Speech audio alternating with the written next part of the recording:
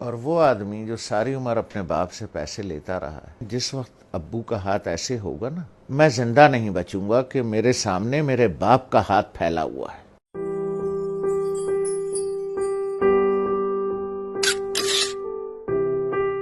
ایک دن میں بیٹھا ہوا تھا، اسلام آباد سے گیا تھا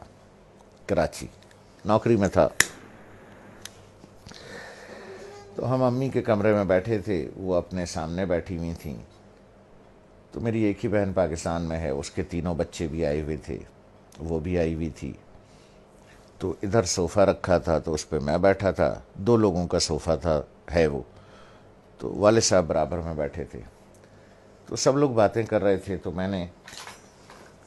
کچھ 2-4 پیسے نکال کر کے والد صاحب کو ویسے ہی پیش کر دیے۔ تو میں نے عین اس موقع پر یہ کیا کہ جب میں سمجھا کہ کوئی نہیں دیکھ رہا ہے، ٹھیک ہے، سب اپنے اپنے گپ میں لگے ہوئے ہیں، کوئی نہیں دیکھ رہا ہے،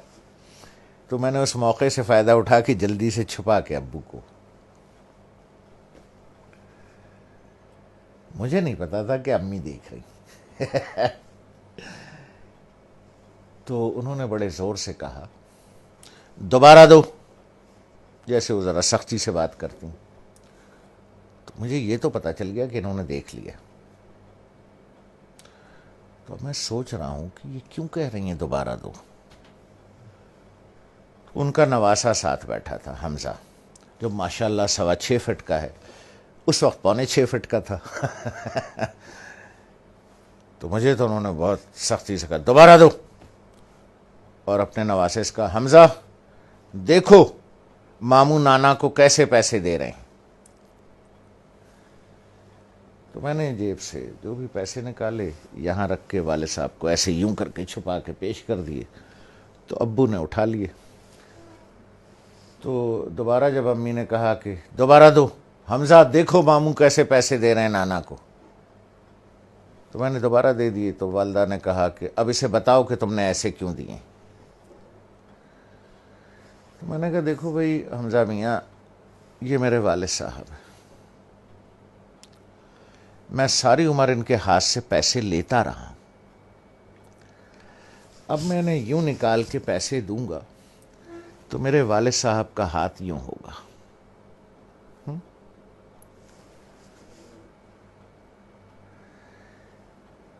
اور وہ آدمی جو ساری عمر اپنے باپ سے پیسے لیتا رہا ہے،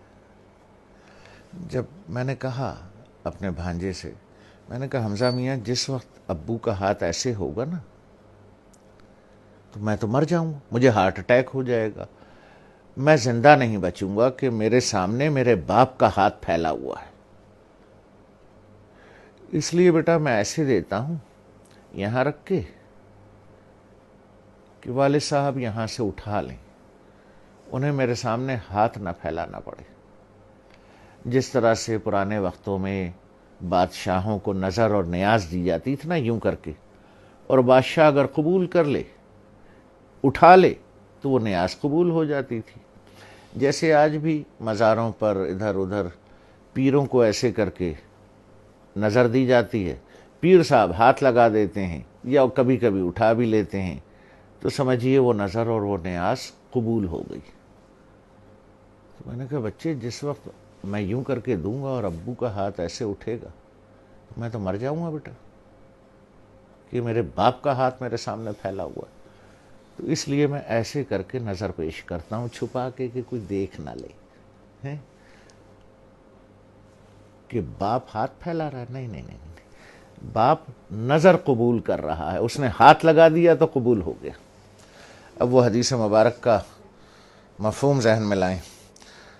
جب سرکار رحمت اللہ عالمین صلی اللہ علیہ وسلم نے بیٹے کا گریبان پکڑ کے کہا کہ تو اور تیرے پاس جو کچھ ہے تیرے باپ کا ہے،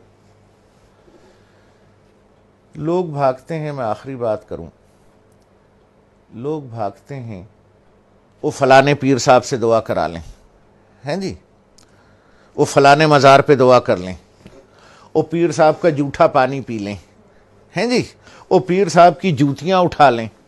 بخشے جائیں گے، ثواب ملے گا۔ ارے یار 2 عدد پیر تمہارے گھر میں بیٹھے ہیں،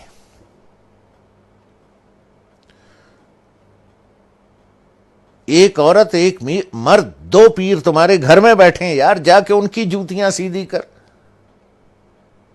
ان کا جوٹھا پانی پی، ان کے پیر دبا، پیر صاحب کے بجائے باپ کو نظر اور نیاز پیش کر، جا کے ابا کے جوتے پالش کر،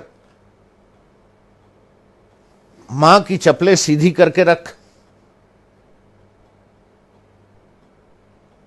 دو پیر گھر میں بیٹھے ہیں، ان کو چھوڑ کے اللہ کو ڈھونڈنے کہیں اور جاتے ہو، شرم نہیں آتی؟